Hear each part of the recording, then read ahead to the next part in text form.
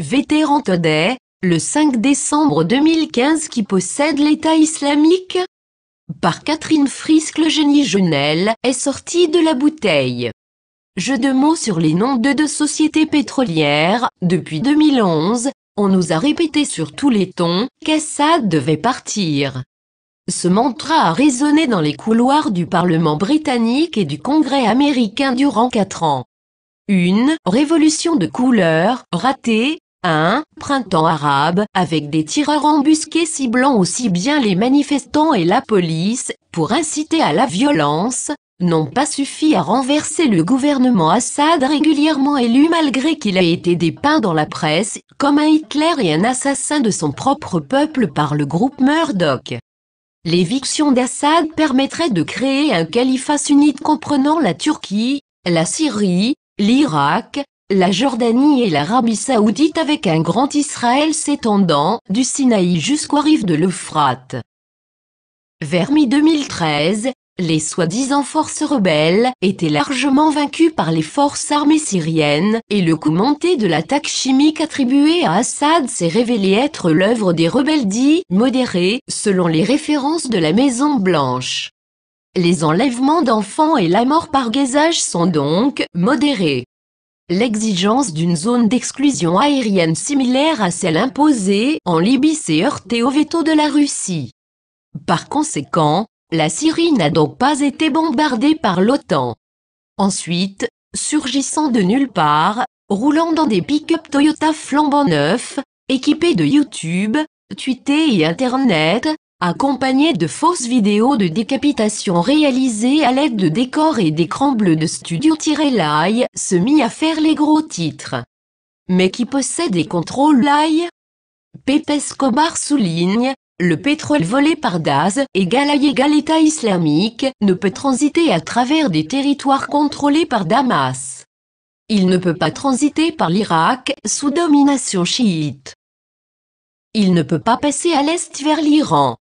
C'est la Turquie ou rien. La Turquie est le bras armé le plus oriental de l'OTAN. Les États-Unis et l'OTAN soutiennent la Turquie. Donc on peut affirmer en fin de compte que les États-Unis et l'OTAN soutiennent Daz. Ce qui est sûr c'est que le pétrole illégal de Daz et le pétrole illégal du KRG, gouvernement régional du Kurdistan, suivent le même modèle. Des intérêts énergétiques par des suspects habituels jouant un jeu à long terme. Ces intérêts se focalisent principalement sur tous les actifs pétroliers potentiels au Kurdistan irakien et ensuite sur la Syrie libérée.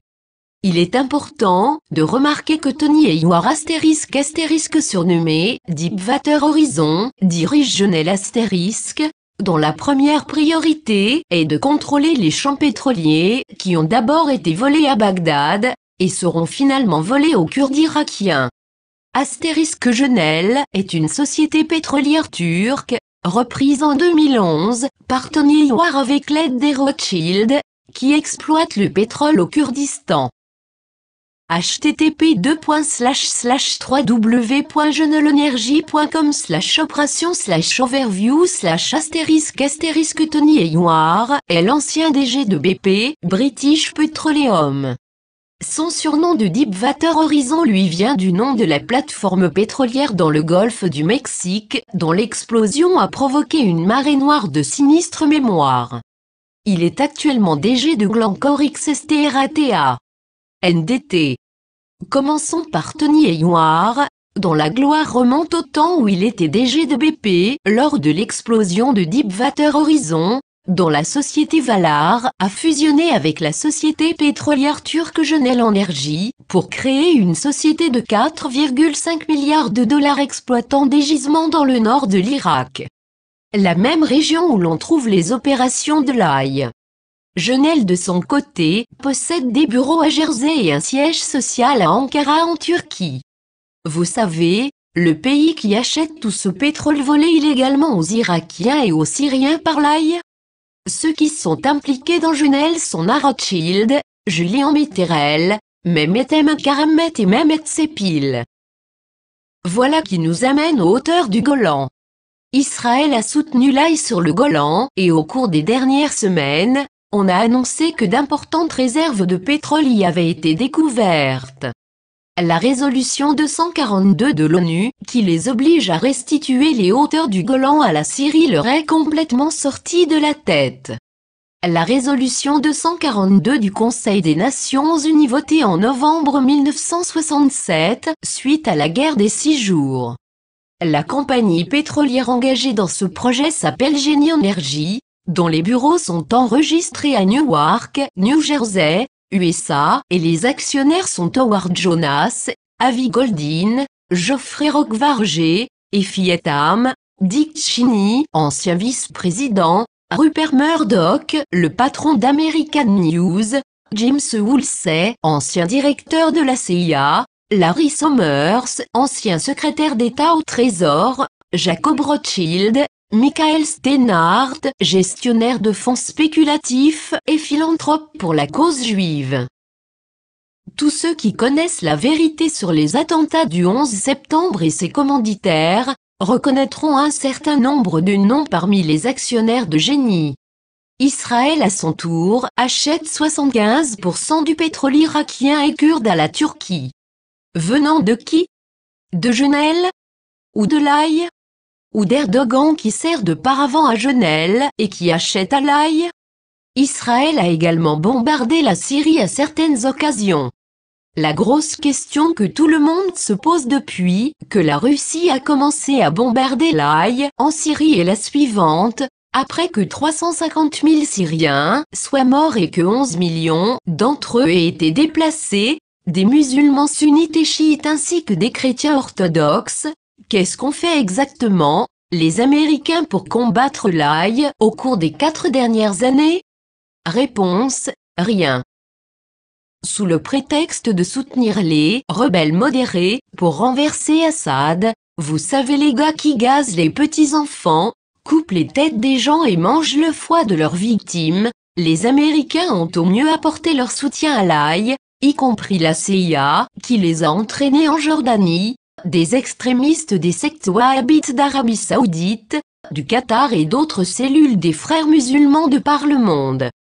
On aurait pu penser que Genel et Genie, défendant des intérêts britanniques et américains, auraient soutenu tous les efforts pour mettre fin au règne de la terreur de l'Aï en Syrie. Mais cela n'a pas été le cas. Pas un mot d'aucun de leurs actionnaires n'est paru dans la presse hégémonique de Murdoch. Seulement la litanie qu'Assad doit partir. Le lundi 16 novembre, le président Poutine a présenté lors du G20 une liste de 40 pays et individus qui ont directement ou indirectement soutenu l'Aï. Le 30 novembre, à la surprise générale, le service de renseignement russe a produit des images satellites de milliers de camions-citernes, on estime le nombre à 8500, NDT, transportant du pétrole volé d'Irak et de Syrie vers la Turquie. L'échelle de l'opération dépasse l'imagination. Et toujours aucun commentaire des actionnaires chez Genel ou de Genie? En parallèle, gardez bien 2 informations supplémentaires en tête. Gordon Duff de Veteran Today souligne que, pendant des mois, des courtiers travaillant pour, nous dit-on, Bechtel Corporation et British Petroleum, ont acheminé une véritable marée de camions-citernes à travers l'Amérique. Regardez les autoroutes, vous ne pouvez pas prétendre ne pas les avoir remarquées. Embarqués sur des navires dans le port de Houston, ils ont parcouru tout le chemin vers l'Orient pour être maintenant détruits par les bombardiers russes, des camions qui encombraient auparavant le système autoroutier américain. Au cours du mois de novembre, une file de 3 km de navires pétroliers était visible au large des côtes du Texas. Plus de 20 millions de barils de pétrole étaient en attente de chargement. Plus de 41 tankers étaient ancrés en dehors des ports de Houston. Houston? Selon Veteran Today, c'est là d'où provenaient principalement les camions-citernes de l'Aï transportant le pétrole volé en Syrie et en Irak. Eh bien, le monde est petit, n'est-ce pas? Pendant ce temps-là, leur homme de paille Erdogan est en train d'être jeté aux chiens. En fait, non seulement Erdogan est jeté aux chiens par les loups, mais aussi bien l'Arabie Saoudite que la Turquie vont être montrés du doigt pour l'Holocauste qui s'est déroulé en Syrie et la destruction totale de leur infrastructure, ainsi que pour le pillage de leurs antiquités et de leurs sites antiques comme Palmyre. Selon le lanceur d'alerte, le général Wesley Clark, ou devrions-nous plutôt l'appeler notre homme m'as-tu vu du Pentagone, soyons clairs, l'AI n'est pas seulement une organisation terroriste, c'est une organisation terroriste sunnite. Cela signifie qu'elle bloque et cible les chiites. Et cela signifie qu'il sert les intérêts de la Turquie et de l'Arabie Saoudite, même s'il constitue une menace pour elles. Vraiment? Alors qui les a entraînés? Qui leur a fourni les camions-citernes? Qui achète le pétrole volé à Ankara et le transporte à destination d'Israël et du Texas? Qui a organisé une campagne médiatique de propagande majeure dans les médias contre Assad? Est-ce que tout cela tourne seulement autour d'un simple oléoduc du Qatar, en Turquie en passant par la Syrie, ou y a-t-il quelque chose d'autre? Mis à part les intérêts en jeu en Arabie Saoudite, au Qatar et en Turquie, qui possède l'AI? Je pense que nous connaissons tous la réponse à cette question. Le génie Junel est sorti de la bouteille.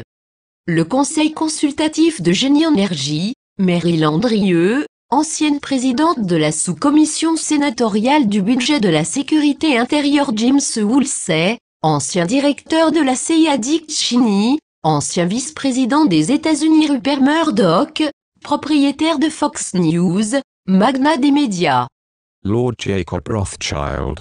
Bill Richardson, ancien gouverneur du Nouveau-Mexique et ancien secrétaire à l'énergie Larry Summers, ancien secrétaire au Trésor public américain et inspirateur de la loi Glass-Steagall Michael Steinhardt, gestionnaire de fonds spéculatifs Catherine Frisk est une journaliste freelance, commentatrice politique et auteure de Jésus à Palestinian.